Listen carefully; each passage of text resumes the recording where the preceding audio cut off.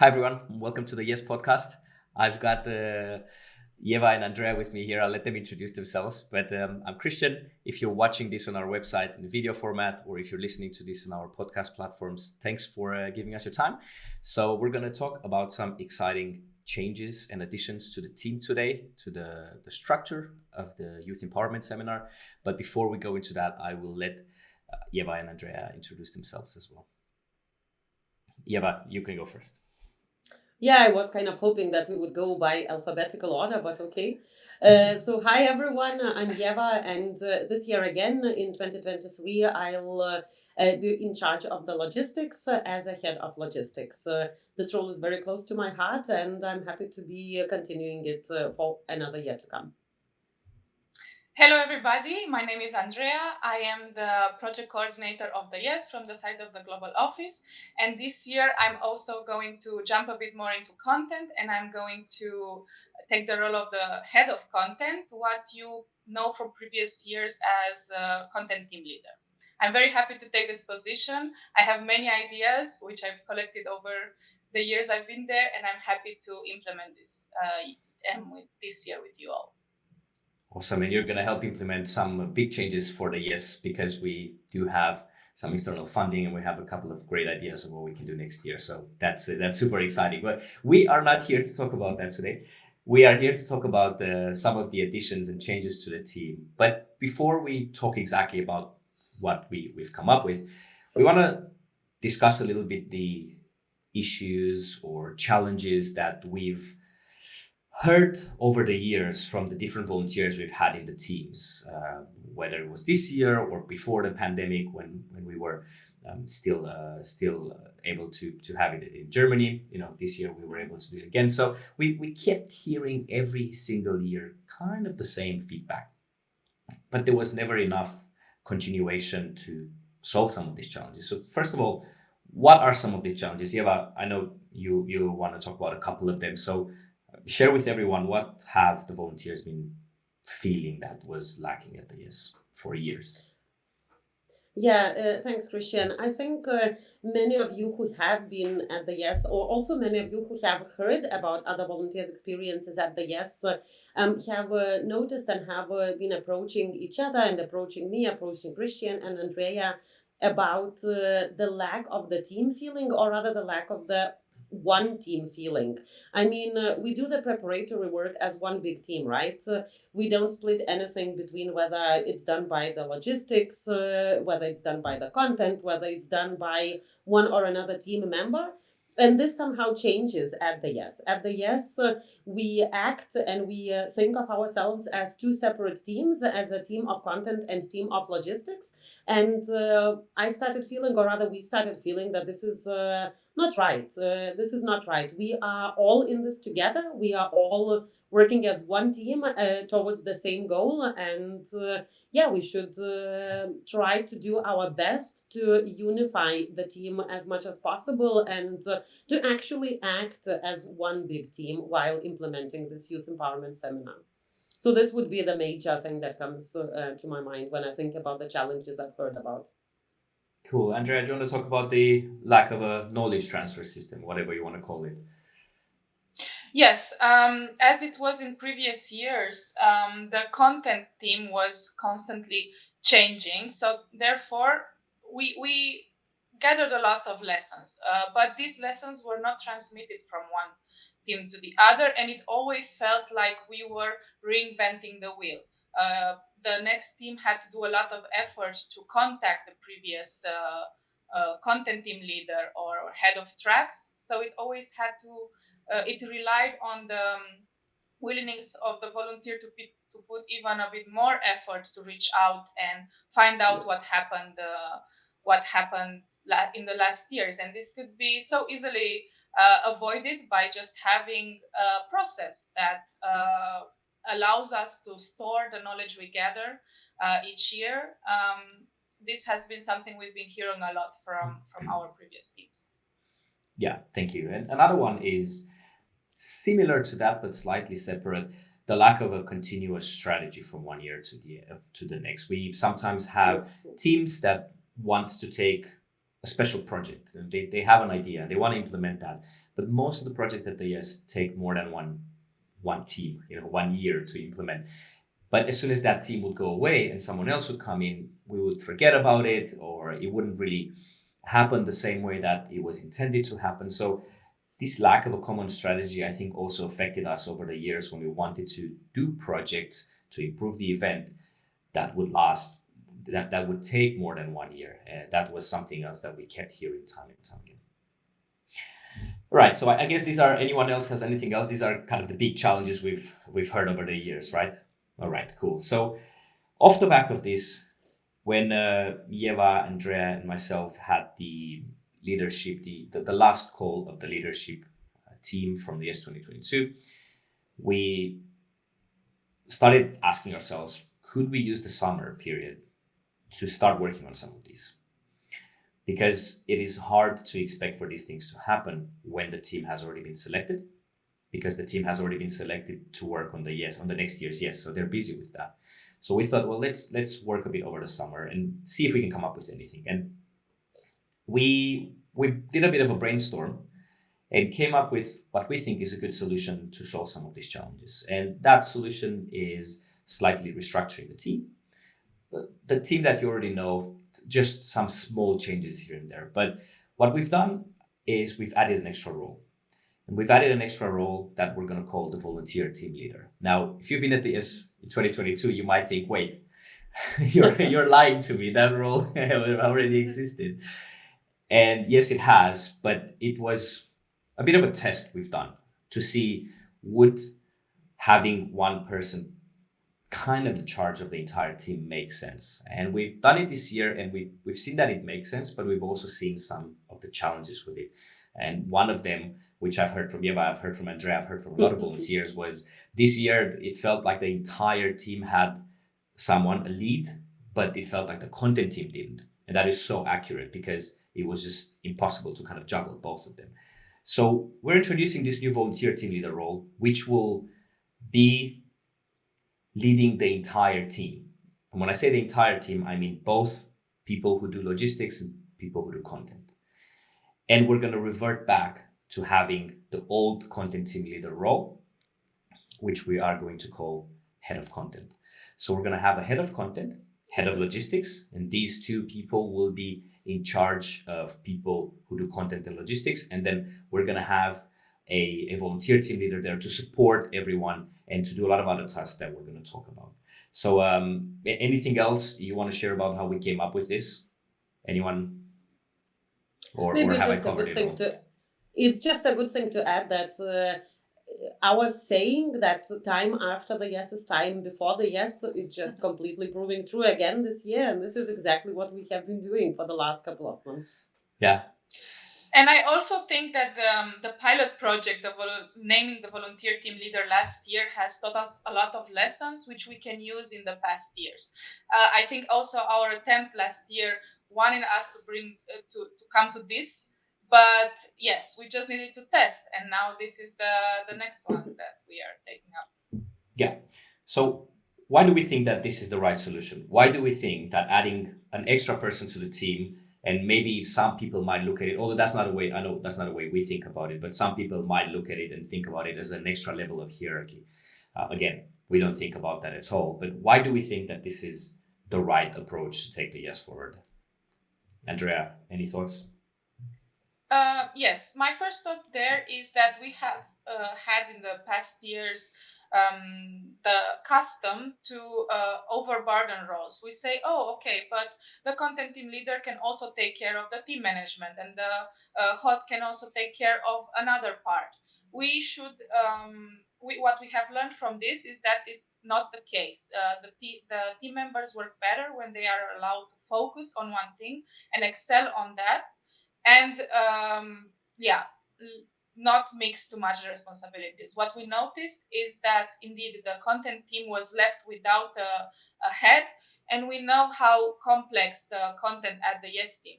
At the Yes is we have the plenaries, we have the IGL tracks, we have the track sessions. These all need to be coherent throughout the event, and it's not an easy job to make it so. It's not a given that they will be like that. There needs someone to coordinate it, and that is the real and should be the only job of the content team leader. The content team leader should not be careful that also the logistics team dynamic is going well, that everybody's having a good time, and so on and so forth.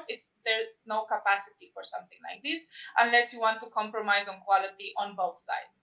So yes, I think adding an extra role that would take care only of the dynamics of the team and making sure everybody is productive and is also having a great time during this the organization of this event is the right way to go. We will have also this role will also have other responsibilities, not just the team dynamic. And it's what you mentioned earlier. We need this knowledge transfer system. We need some continuation from one year to the other, and I think this is where this role can bring a lot of contribution. Yeah, anything you want to add there?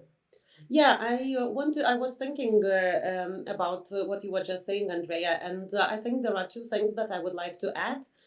Looking back at the at the in-person yeses, not necessarily the online versions. Looking back at these, there were two particular outstanding challenges during the actual seminar. And one is, for instance, the integration between, or not even integration, but the communication flow between the team members who take care of the content and team members who take care of the logistics. When there is even a slight miscommunication or mismatch in this communication, then a lot of team members might feel unhappy, might feel unheard, might feel unimportant or unrecognized because there is there used to be, let's say, no way to make sure that the needs and the wishes and the wants of both sides are taken into consideration. So just to give a quick example, for instance, a lot of volunteers might have been upset in case or when in cases they were not able to use the plenary hall for whatever sessions they were having because the plenary technicians were not available, or they had promised themselves to be available for the plenary, let's say, rehearsals or something like this. So even these slight things which do not seem to be anything major, they are major actually once you are running a seminar for 400 plus students. So this is one thing that I'm hoping, or I have a feeling, gut feeling, call it if you like, that the volunteer team leader will help us to avoid. So that's number one. And the second thing is, having been the head of logistics for the last couple of years and having worked with the head of content, I'm deliberately trying to refer to the new names of the titles of the roles, if you like.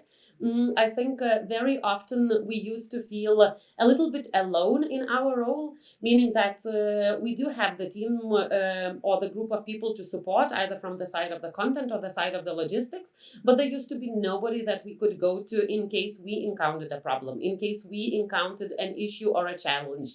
For instance, from the logistical side, I could have always gone, let's say, to the operations coordinators or to the freestyler coordinators or to the counselors or to the doctor or to any other team member. But at the same time, I know, or I am fully aware that they have their hands full with whatever other tasks that they have to take care of, and I cannot really put this burden on anybody else to solve my issue or to help me overcome a certain challenge. And I feel that the volunteer team leader will exactly be the person who will be there not only, let's say, to take care of the longer strategic projects, etc., but will also be the person who we can always go to bounce off our ideas to help solve our challenges, our issues, etc. So yeah, I'm really excited about this, and I can't wait to make sure how it happens. Yeah, let's. We already kind of jumped into what I wanted to talk about next, which is what this person is exactly going to do. So that's perfect. So Ieva, you already mentioned that this person will be there to support the two heads of content and logistics, will be there to solve problems and challenges by keeping the perspective of both content and logistics in mind at the same time, because it's always when you're on one side or the other, you are naturally always going to be biased towards your side, but there's no side anymore. There's a person there who can look at the overall picture and solve problems like that. But there's much more than that. There's we were talking and brainstorming about some of the other things that this person could do, and one of them was doing feedback sessions at the Yes every day. I really like this idea because, okay, great, the Yes is over and you can give us all the feedback you want. But again, next year there's going to be another team. So the feedback is not really that relevant anymore. And we would have rather gotten the feedback earlier to solve the problems or challenges at the Yes, rather than let everything bubble up and you can be frustrated and give us feedback afterwards. This doesn't solve the problem. So instead, now we finally will have a person at the Yes who can take feedback on the day and solve problems before they bubble up and they become bigger. That's one of the things that I really like. But it's also going to be all of those long-term projects that we're talking about. And a couple of the examples is this knowledge transfer system. And this is also the first time we talk about it, but we talk about it, outside of the three of us. But we're going to have something called the playbook. And that's what I've been working on for the last month or so, and I will keep working on together with the team for the rest of the year. We finally will create that knowledge transfer system. As well as some of you might have been part of the Yes strategy meeting 2-3 years ago. And off the back of that, we wanted to create an advisory group to take the Yes forward over the years, act as a strategic partner. One of my projects this year will be to finally make that happen as well. And going forward, the volunteer team leader will be a liaison with the advisory group as well. So that the advisory group just has one person of contact who understands the overall picture of the Yes, who knows where the Yes is going over the next 1 to 3 years, and then can collaborate with the advisory group to steer the Yes in the direction that they want to get the Yes where they want to 10 years from now. Right? So there are going to be a lot of these, and we are going to be adding some tasks here and there as we figure out that they make sense. But obviously team motivation and all of that, team dynamics, project management, all of that will be this person's responsibility. Now, that doesn't mean that the head of content or the head of logistics won't be in charge of their own people anymore. That doesn't mean that at all. But at least it's going to be now a person who can kind of, again, have the big picture in mind and see where the whole progress of the Yes is. Yeah. May I say something here, Right. Christian? Yeah, of course. Go ahead. I just want to point out something that came to my mind, and also something someone has pointed out to me. Wasn't this role covered by the project coordinator in the past, or wouldn't that be an idea instead of adding another role? Isn't that what the project coordinator is supposed to do? And my answer to that is that the Yes is historically driven by volunteers. And by putting this responsibility on a staff member in the global office, for example, you are removing that accountability and that responsibility from the volunteer community. And we know that this is one of the strengths of the Yes. The project coordinator is still going to be there, is still going to be a liaison with the broader YFU community and its goals and its mission. But we do want also a volunteer to take charge of the bigger picture at the Yes, and ensure also a continuity in case there's a staff change or there's something in both in the volunteer position or in the global office, that there is someone else who knows about the bigger picture than just one person. I think that is very important for the continuation of the event. Yeah, and to add on top of that, I think we also got to realize the fact that at any point, whoever's in that role in the office might not only might leave and might be, someone else might come in that might need some hand-holding. Who's that hand-holding going to come from? Well, the volunteer team leader. But at any point, the global office might shift resources around and might say... the priorities. Sorry, actually, it's priorities I meant. Thanks for correcting me. Yeah, and might say, instead of spending 50% of your time on the Yes or whatever it is now, you're only going to spend 20% or 10%. And then will that affect the quality of the event? 100%. So we also want to safeguard for the future by putting a volunteer on the side of the Yes to kind of have that whole picture and be in charge. So yeah, thanks for bringing that up. I think that's a very important point to mention as well. Also, just circling back to what you said, Christian, about the advisory board, I believe, or advisory group, I believe we'll need to record another episode reflecting on that, because I realized that, 3 years ago, there was only a handful of people who attended that meeting and who know what we are talking about. And there is a wide community of volunteers who are hearing these words for the first time ever. So we'll definitely have to come back to that, I think. Right. I am putting in practice something I've seen in many podcasts. If anyone wants more information, I am linking here a recording about the advisory board done in 2020, right after this group meeting, where you can get more details. Yeah. But to come back to reality, we live in a different world than 2020. January 2020, and I think a lot of the work that has been done there needs to be revisited, and we should talk about this in a next episode. Yeah, for sure. But yeah, you are right. I totally forgot. We do have an episode that you and I recorded after that strategy meeting, so we can link that as well. And if you're not familiar with what work has been done almost 3 years ago, then we've talked about it in that podcast. All right. So how's the rest team going to be affected with some of these changes, or is the team going to be affected? Any thoughts there? So a volunteer might wonder, how is that going to change the running of the yes? I only see changes for the better. I think the content team is finally going to get back its coordinator, and the content is going to be more cohesive. And I think there is going to be more connections with the logistical side of things, because we know how intertwined those are. And I will let Ieva comment on the logistics side of this. Actually, I can only second what you just said, Andreea. I also feel and believe that only positive changes are about to come. And the reason for these positive changes is exactly what you mentioned, this intertwining and the connectivity, or the connection rather, between the two teams. Not even between the two teams, but between the two groups of people. We will really have the person who is accountable and responsible for making sure that both sides listen to each other, not only on paper.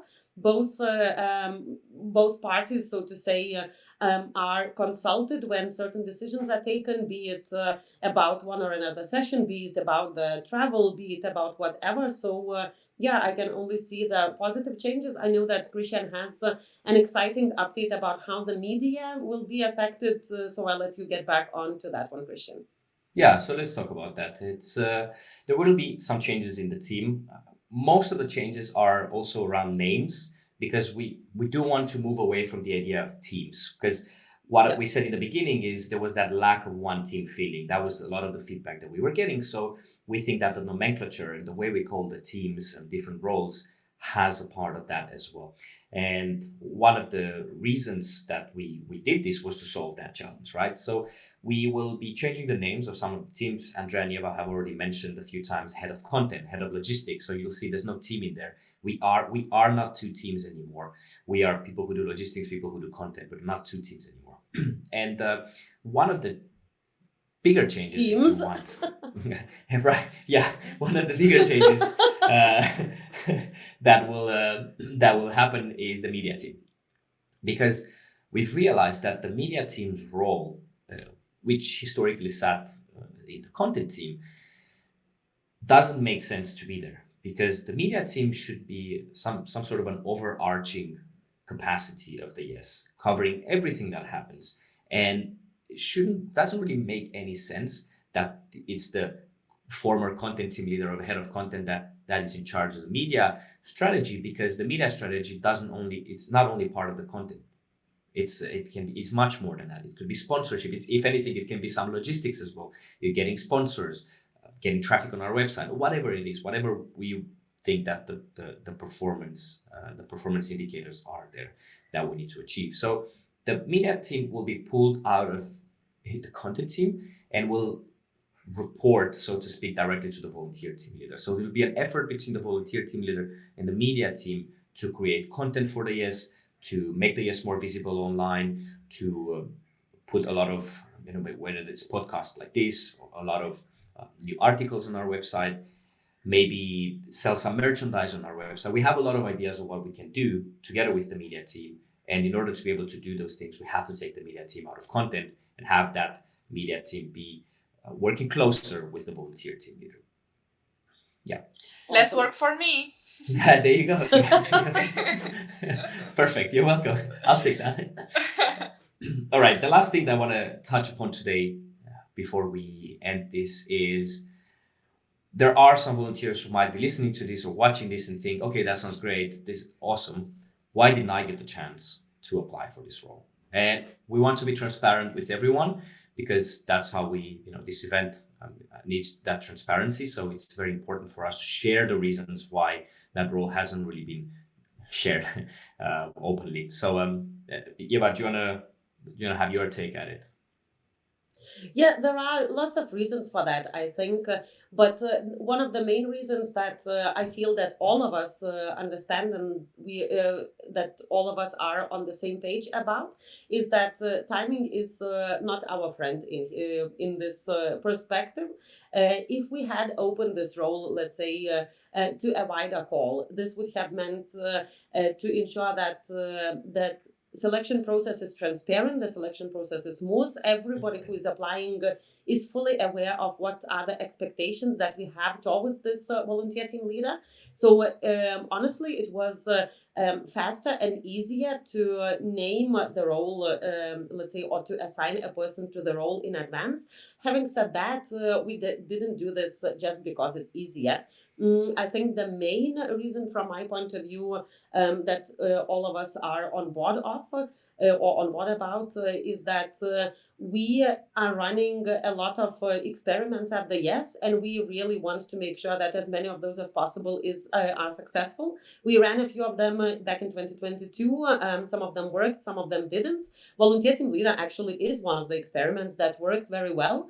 Now we are just expanding on this role, or let's say continuing on this role to make sure that overall the Yes 2023 is a success. So given all these factors and putting them together, it was done for the benefit of the Yes, and I have no doubt that you, Christian, will be a fantastic volunteer team lead, having also done this before, or having started thinking about this many months prior to now that we are talking.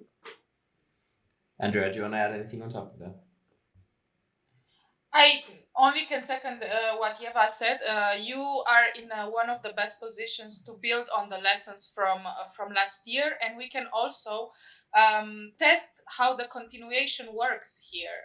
We haven't historically done many roles that would continue over the years. We have started a bit in the education team with the education team leader. That has worked very well, we have seen. So we want to bring this to also the volunteer leader there. And I also think when you are involved in the creation of the role, we have been brainstorming over this summer. You have already inputted a lot of your ideas and your vision. So the motivation there, I think, is very strong, and that's exactly what we need for such a new and challenging position. We shouldn't assume that this is somehow easy. This is a challenge, and motivation and willingness to put in the effort is important here. And when you have been at the creation of this, that's a big factor, I think. Yeah, and just to add to that, it's not about putting anybody on the pedestal, it's not about creating a second or third layer of the hierarchy in the Yes structure.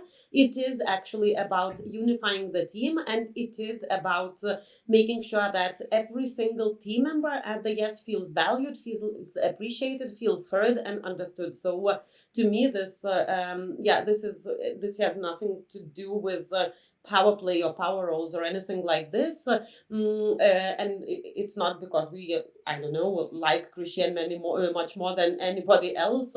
No, this is not the case. This is because we believe, all of us believe, that Christian is the right person to make sure that the team starts and continues after the Yes as one, and I think this is the case.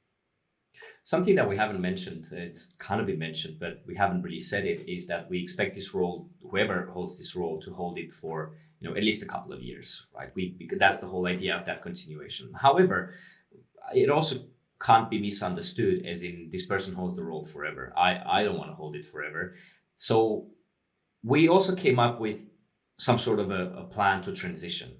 And I think it's important to share that as well. Although we're not going to be starting this year because there's a lot happening this year, there certainly is a plan in place to start from the year after with the transition plan. And it's slightly similar to what we do in the education team, where we have someone who's senior and someone who's junior. And then the person who's junior, after they've done it for 1 or 2 years, they're ready to take on the senior role. And then someone else comes in as a junior. It's going to be slightly similar. We haven't necessarily defined just yet how that's going to work, but it certainly is something we will be doing, because this is a knife with two blades. On one side, this role is really great and it can do all of these things for the years, but on the other side, this role also starts to become a bit of a risk, because if we don't have a person who can jump in and take over, then the rest of all these things that we're trying to achieve with the creation of this role can kind of fall apart. And then in order to make sure that that doesn't happen, we are going to be putting this transition period, or this transfer period, or whatever we want to call it, in place and make it happen like that. To train someone to take over the team in the future. Can I just add something to this, Christian?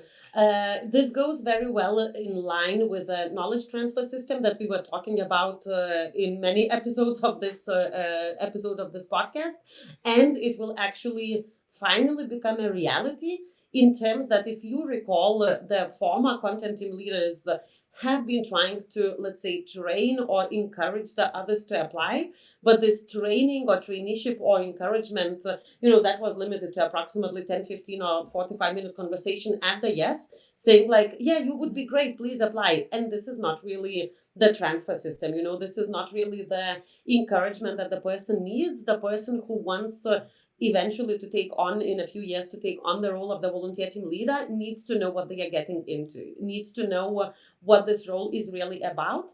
And reflecting to what you said about not having a trainee this year, first of all, we all need to understand what this role can handle, what this role can entail. And this is exactly what we are going to be finding out in the next, 9 months until the yes, approximately. Something like that. It's like a baby. Right, yeah, there you go. Yeah, that's very This true. is baby. All right, cool. Anything else we want to add before we finish off, or are we happy with this? I just that want was to amazing. mention that I'm very happy that we are jumping into new waters. I think 2020 was a year of experimenting, and we are continuing this trend, and this can only improve our event and make it even more impactful in the YFU world. So I'm very excited for 2023. You meant I do hope you 2022. refer to 2022. Yeah. Exactly. What did I say? 2020. 2020. Let's not experiment sorry. with COVID or another pandemic. yeah. 2022. All right. Thank you very much for today. It's been awesome to do this podcast. I think we should do it more often, have some volunteers, some other volunteers on it as well. And that's certainly something that I will be working on together with the media team for this year. Awesome. So yeah, thanks for joining, and we'll speak soon.